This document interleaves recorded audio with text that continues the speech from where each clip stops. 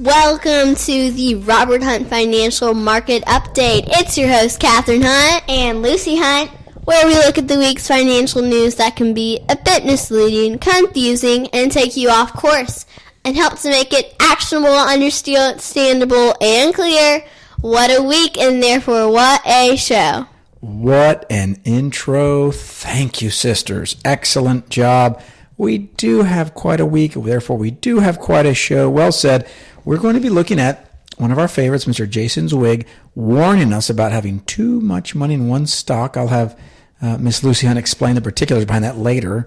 We also are going to look at cash management strategies. How simple can it be? We also go back to one of our favorite sagas that this show has focused on, this letter writing to Vanguard headquarters in Malvern, Pennsylvania. That's right. I've got an update. Not an exciting one, but an update. And then I want to look at the mortgage rate scenario here. What's with mortgage rates where they are, how should we be thinking about borrowing money at all? Is there another way we can reframe our thoughts? And then one of my favorite topics, because it matters a lot to Americans, how are your United States stocks doing compared to international stocks? There was actually an interview I watched this week by a gentleman at Vanguard, one of the, I've forgotten his name now, but he was a part of that study, that capital markets forecast, and he was crowing a little bit about Vanguard's prescient call. But let's go back. Let's start with stocks. Sisters, what's a stock? Anybody can answer this. And even the dog's here. She's allowed to answer. If the dog wants to answer, what's a stock? Okay, what is Walmart? What would you describe that? Walmart is a company. It's a company. Now, do you know who owns Walmart? No. Okay, the Walton family started it, but did you know that there are other people who own very small fractions of ownership of Walmart? It's called a stock. Mm-hmm. So if you buy a stock, girls, you can get a very small fraction of an ownership of that, and that entitles you. You have voting privileges. You get the ability, when they issue dividends, which is a cash payment per share owned, you're entitled to that. That's a good thing. So a stock is a very small fractional ownership piece in a larger company. So do you think it's good to own stocks? It kind of depends on it can be. It almost always is, but I like you hedging your bets because maybe there are scenarios where there's not. But in this podcast, we're pretty favorable towards ownership of stocks. Mr. Zweig has an article headlined, "Yes, you have too much money in that one hot stock." Subheadline, "Even sophisticated institutions sometimes fall in the trap of putting an unhealthy number of investing eggs in one basket." And since we talked about Walmart, one of the reasons why I talk about Walmart is, girls, are you familiar with Walmart? Yes. Have you been into a Walmart? Yes. How often do you think your family shops at Walmart? Every week. When you travel, where does your family shop? Walmart. What are some exciting items your father's bought at Walmart in the last 5 years? Those pants you really like. These pants that are... And the water that I have right next to me. And the water next to me. So they have this is one of these secret segments, if you made it this far. I would encourage you, buy some of the pants at Walmart. The Dallasite eye has not noticed they're from Walmart, and I guess I've been able to pass them off, or perhaps my critics are secretly panning me and not telling me. But did you know that Walmart stock, ladies, and I'm just going to read this, it's going to shock you, from May 29th, 2022 to present, so that's about 3 years, the stock's up 133%. That's a lot. For Walmart, where we buy groceries, that's trading like a tech stock. Well, guess what? There are a lot of people that might own a stock like that, and it could be dangerous to own too much of one stock. Why do you think it could be dangerous to have too much money in one company?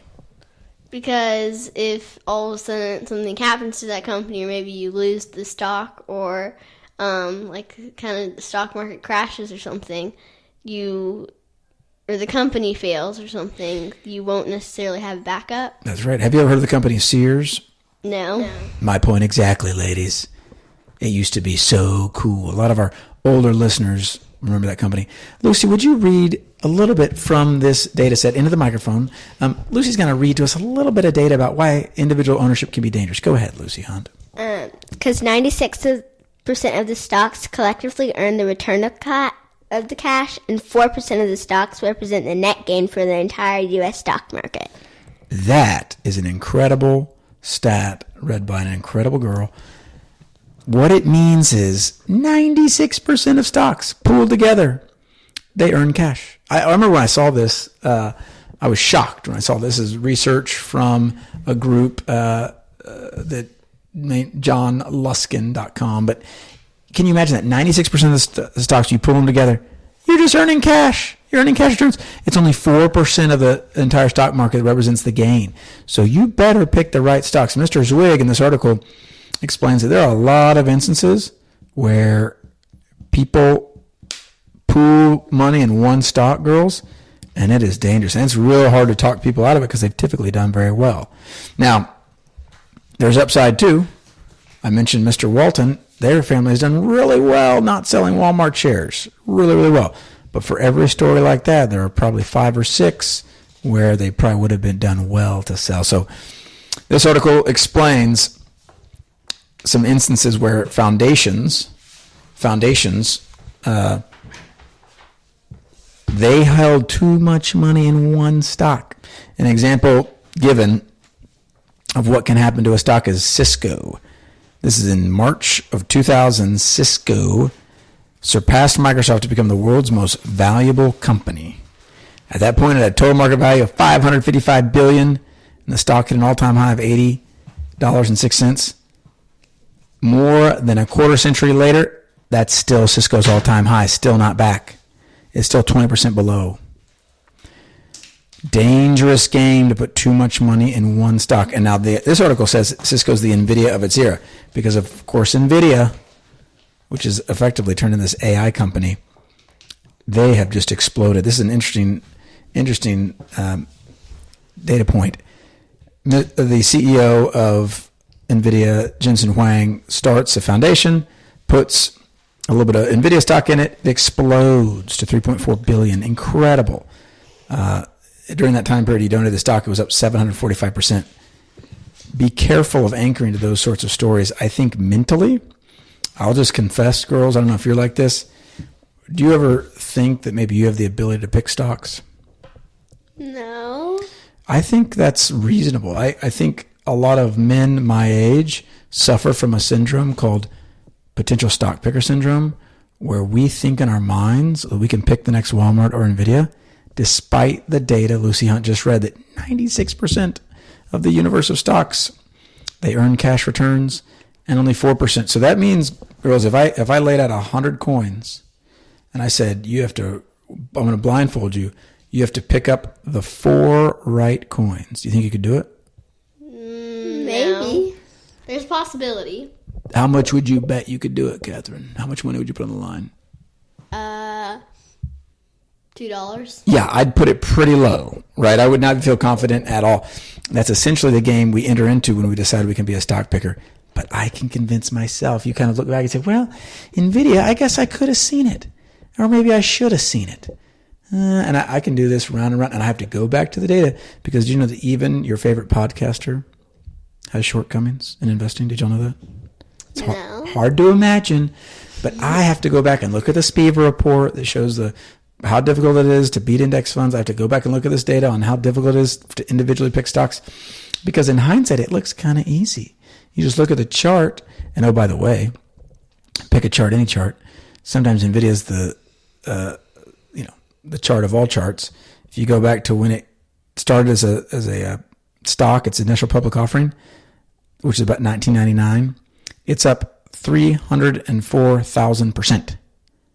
Now, 304,000%. So you just say, well, if I could have picked NVIDIA, I saw it coming. No, we didn't. No, we wouldn't have.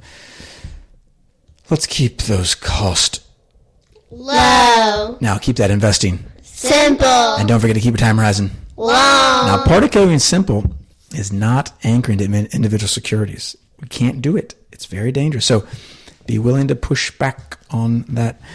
I want us to go back to this. Girls, did you know that I wrote a letter to the Vanguard group? Did I tell you all this? No. Oh, I wish I had told. I need to bring you in more to my trials and tribulations. I looked at data, girls, that showed that there was a stock market index fund ticker symbol VOO, which is the S&P 500 fund. These are the 500 companies representing the American economy. There was another exchange trade fund, index fund, VTI, which had about 3,000 stocks in it, which was American. They're almost the identical index. What occurred with these two indexes flabbergasted me. You ever heard the word flabbergast? Yes. Yeah, it's kind of fifth grade language. Yeah, I'm using fifth grade language here. $5 words. The VOO, the S&P 500, it was up 17% year over year from March of 24 to March of 25. Cool. That's a big jump in dividends. VTI, which is almost the same index, 80% of VTI is VOO. It was only up 7.7% over that same period. So I called Vanguard. They didn't know. I got another specialist at Vanguard. They didn't know. They said, write a letter. I wrote a letter to the fund manager. I never heard back. But I've got an idea. When the dividends come out, so these dividends pay quarterly. That means every 3 months. When the dividends come out, I'm going to see if they true these up. If somehow, some way, Vanguard makes right on these dividends, I'm not giving up hope I won't receive a letter back, but I'm going to see, girls, what will they pay out in different ways? Otherwise, this remains one of the largest mysteries the Robert Hunt Financial Market Update has ever stumbled upon. It reminds me of National Treasure, that movie with Nicolas Cage. It's one of these deals you just never know what you're going to find the deeper you go down Vanguard. So hopefully they turn this into a feature film. I'm the star. Vanguard, me going to Malvern, Pennsylvania, looking for the secrets of Vanguard. I doubt it, but who knows? But just know, listener, we're watching that over here. Our team of analysts, me, the dog, the girls, and the AI, Gemini, we're watching this, and we're going to see what happens. I'd also like us to look at mortgage rates. This has come up in a lot of planning conversations for me over the past 6 months. But as mortgage rates have crept up and up and up, it becomes a little more difficult to justify borrowing money. Now, girls, do you know what it means to borrow money? Yes. Do you know what a mortgage is? No. It's simply a way to borrow money, typically from a bank, to buy a house. And you use your home as what's called collateral, pledge of security, to borrow that money.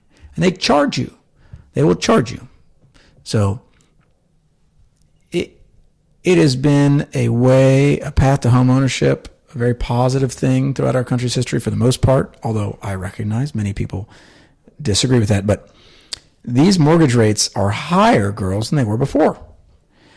Just a few years ago, they might have been down at 2.75%. 3%. They're now creeping up to 7%. 7%. Now that may not mean a lot to you guys, but just consider it's over double. The rate has over doubled. So imagine you went in to Chick-fil-A to get a Southwest grilled salad, Catherine Hunt, and their prices went from $10 to $20. How would you feel? I would want to know what's happening, what's going on. What's going on? Are these chickens, are they raised and pampered in such a manner they could double the price? Well, that's what a lot of home buyers are feeling. They're showing up to borrow money, and from the last time they borrowed, it's a double. So some folks are in the privileged position of, hey, they're selling their house. They've got a lot of equity in it. They've got a really low mortgage. They're deciding to roll over.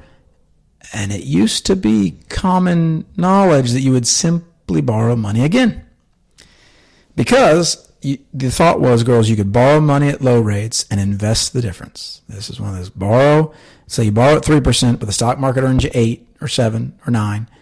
That seems like a good trade. You're borrowing cheap, investing, all good.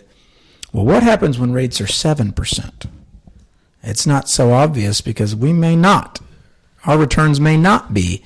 For example, and this is a little segue into my next bit, the stock market return this year to date for American stocks is flat. So if you borrowed money at 7% and invest in the U.S. stock market, not a good deal. Not a good deal. You're simply paying the mortgage with no gain year to date in your U.S. stocks.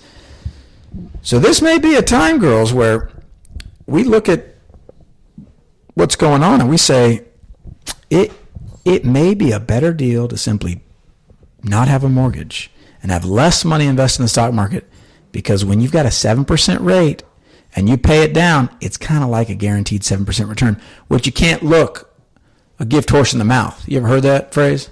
No. If someone gifts you a horse, have you all ever been gifted a horse? No. That's too bad. Did you know the way to inspect a horse is to look at its teeth to see if it was healthy or not? Horses' teeth are pretty stinky. Isn't that a telltale sign? If you want to see a horse that's unhealthy, you look at their teeth. But if someone gifts you a horse, it's really not polite to look at their teeth, at least while they're watching. That's the whole point. You don't look a gift dachshund in the mouth. If someone gifts you a dachshund, you just take it. It's a dachshund. It's the finest breed of animal in the history of the earth, as far as I can tell. You don't look a gift. Well, in our minds, yes. So that's where that phrase comes from. But this is why we borrowing money. We've got to be careful. It's not an obvious decision. Perhaps it was when rates were 2.75% and you invest in the stock market. Yada yada yada. Today, I'm not so sure. If someone has the chance to not do a 7% mortgage and just have less money invest in the stock market, I actually would probably recommend that, because we are behavioral beings, and as humans, we may not actually achieve the returns of the market. In fact, did you know, girls, most investors do not achieve the return of the stock market. They usually achieve a lesser return because they sell and they buy at the wrong time because their time horizon is short when it should be long. Thank you. They fail because of fees, because instead of keeping their cost low, they actually keep them high, and they engage in complexity. So instead of having their investing be simple, they make it complex. And I take the bird in the hand rather than two in the bush, and I say, just pay down that mortgage, because I know you can't mess it up. I know I can't mess it up. The longer I do this, at 39 years of age, I realize we've met the enemy, girls, and it is us. When I look in the mirror, I say, that's probably the greatest risk to my investing future, is the man I'm looking at in the mirror. The man in the mirror. We've got to be careful about that man in the mirror. So if I can eliminate buttons to push on the dashboard, I was talking about this week. If I can eliminate buttons to push on the dashboard for myself, it's all to the good. I want fewer and fewer opportunities for me, Robert Hunt, to be able to mess with my financial situation. I do not want to make calls throughout the year. I do not want to make money moves throughout the year. I do not want to have strategies that rely on me executing them because I have courage. No. I want to create strategies so simple, so straightforward, so easy that even I can execute them. And there's a 99.9% risk I can execute them with excellence, which is boring to a lot of people.